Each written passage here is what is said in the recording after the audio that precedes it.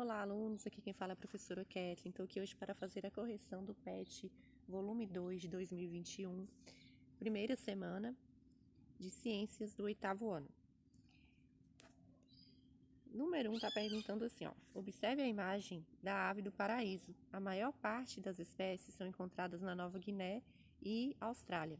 A característica mais marcante das aves do paraíso é a plumagem exuberante dos machos das espécies. Já as fêmeas são marrons, representando o dimorfismo sexual. Os machos precisam ser muito impressionantes para conseguir vencer seus concorrentes e atrair as fêmeas escassas. Limpar a área com o bico, enfeitam e dançam para a fêmea. E as fêmeas não ajudam. De tão exigentes, elas recusam em média cerca de 20 machos antes de escolher um para acasalar. Então, aí está falando aí da ave do paraíso aí, ó. Tem o macho, né, ele tem a plumagem muito bonita, né, e ele faz de tudo aí para atrair a fêmea. E a fêmea é muito exigente, ela rejeita, né, mais de 20 machos até ela escolher o que ela considera mais interessante para a reprodução. E ocorre o dimorfismo sexual, o que quer dizer? Como a própria imagem está mostrando, o macho ele é mais bonito, ele tem a plumagem mais vistosa, e a fêmea não, a fêmea, ela aparentemente ela é bem diferente do macho. Isso é o dimorfismo sexual, onde ocorre dentro da mesma espécie, né, de animal, o macho ser bem diferente da fêmea e vice-versa, apesar de serem da mesma espécie. Aí está perguntando o seguinte, o fato de as fêmeas serem tão exigentes na escolha do macho contribui diretamente para. A resposta aí vai ser seleção natural. Então, a fêmea ela é exigente porque ela busca uma prole, né, mais interessante, uma prole saudável, né? Então, ela pensa na evolução, né, na evolução da espécie, na permanência da espécie no ambiente. Então, ela escolhe um macho que ela considera mais interessante do ponto de vista da evolução. Ela pensa assim, eu vou escolher esse macho porque esse macho, através desse macho, eu vou ter um filhote mais saudável, um filhote que ele vai conseguir sobreviver no ambiente. E isso é a seleção natural. Resposta letra A. Questão número 2. Dentre os tipos de reprodução, marque a alternativa que representa a reprodução assexuada que ocorre em estrelas do mar. A estrela do mar, ela faz um tipo de reprodução assexuada do tipo fragmentação e regeneração.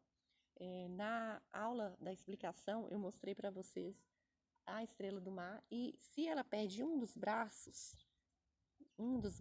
ali na estrela, esse braço perdido ele se recupera pelo processo de regeneração. Então é como se uma parte do corpo que foi perdida se regenerasse e um pedaço que saia da estrela, um braço, uma parte central ali, também ela tem a capacidade de virar um novo ser vivo. Isso é um tipo de reprodução assexuada do tipo fragmentação e regeneração, ok? Questão número 3, preenche o quadro abaixo com as diferenças entre os dois tipos de reprodução. Então, temos aí dois tipos de reprodução. Reprodução sexuada, em que ocorre, né, a união do gameta feminino e masculino, macho e fêmea. E reprodução assexuada, onde não há troca, né, de material genético. Era para colocar as vantagens e as desvantagens. Uma vantagem da reprodução sexuada seria a variabilidade genética. Isso, do ponto de vista da evolução, é muito interessante. Terem, dentro de uma mesma espécie, seres com diferenças genéticas, isso é muito importante para a sobrevivência dos seres vivos ao ambiente, as mais diversas situações que o ambiente traz para esse indivíduo. E uma desvantagem é uma baixa taxa de natalidade, né? Como vocês podem pensar e perceber, uma reprodução assexuada, que acontece aí, por exemplo, com mamíferos, né? Com os próprios seres humanos, a taxa de natalidade, ou seja, a taxa de nascimento, ela é baixa.